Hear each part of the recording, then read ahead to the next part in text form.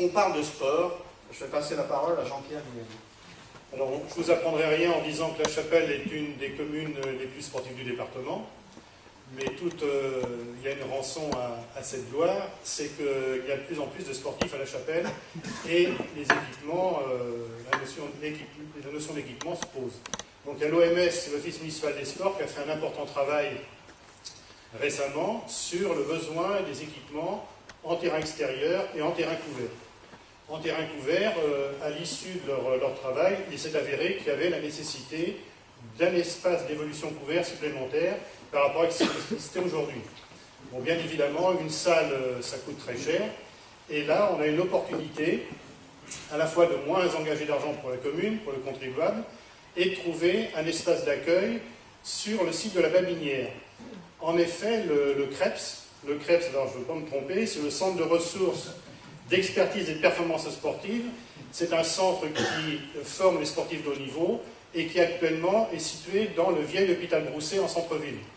Et les sportifs sont obligés de se déplacer un petit peu partout sur la métropole pour pratiquer les activités de la partie sportive. Donc ça a été acté en juin l'année dernière. Le CREPS va s'installer sur le site de la Babinière, sur un site de 11 hectares, un peu moins, 9 hectares, 7 hectares. Alors, le CREPS va donc... déjà beaucoup. Donc le CREPS va s'installer à la Babinière avec des espaces, l'hébergement pour les sportifs, des salles de cours, mais aussi des espaces pour pratiquer les disciplines sportives. Les sportifs du CREPS vont utiliser les salles sportives du lundi au vendredi en journée, et il se trouve que ces salles vont être libres le soir et le week-end. Donc, nous allons pouvoir mutualiser les salles de pratique sportive avec le CREPS, sur des modalités qui, bien sûr, restent à définir. Et certaines activités sportives, comme le futsal, le badminton ou le hand, pourraient atterrir, entre guillemets, vers ces nouvelles salles flambant neuves. Et ce qui permettrait, avec les espaces dégagés de ces clubs sportifs, d'offrir des créneaux supplémentaires aux associations qui resteraient sur site. Donc là, c'est un projet qui va exister puisque ça a été décidé en juin dernier. Autre chose qui va être réalisée, ce sont des nouveaux terrains de tennis à Gévrine. Alors, à Gévrine, c'est quand on vient du centre-ville, on passe au-dessus de l'autoroute, on arrive dans Gévrine, actuellement il y a 3 salles ouvertes, et il reste une bande de terre le long de ces trois salles couvertes, et là pourraient être réalisés des nouveaux terrains de tennis en terre battue. Donc il y a l'espace pour le réaliser. Une autre chose qui va être réalisée, ce sont les nouveaux équipements de plein air à Mazères. À Mazères, actuellement, vous avez, en schématisant un skatepark, qui a été construit en partie métallique, qui se dégrade et qui fait du bruit. Donc là, ça va être reconstruit en ciment, et ce qui permettra aussi, pour l'environnement et les voisins, d'avoir beaucoup moins de bruit au moment où les jeunes évolueront sur cet équipement.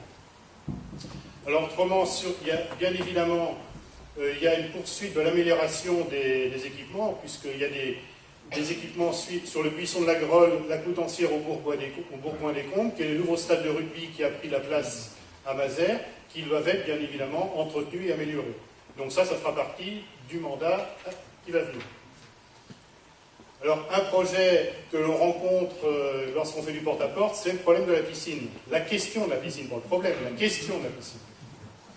Alors bien évidemment, une piscine pour une commune comme La Chapelle-sur-Erdre, même d'autres communes, c'est entre 7 et 8 millions d'euros. Bien évidemment, une commune comme La Chapelle-sur-Erdre ne peut pas, à elle seule, construire une piscine sur son territoire.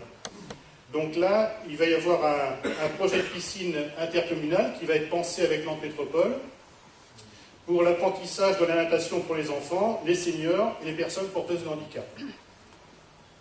Ensuite, comme Muriel l'a dit tout à l'heure, au niveau du sport, il n'existe pas de convention de partenariat avec les associations sportives, comme il en existe pour la culture.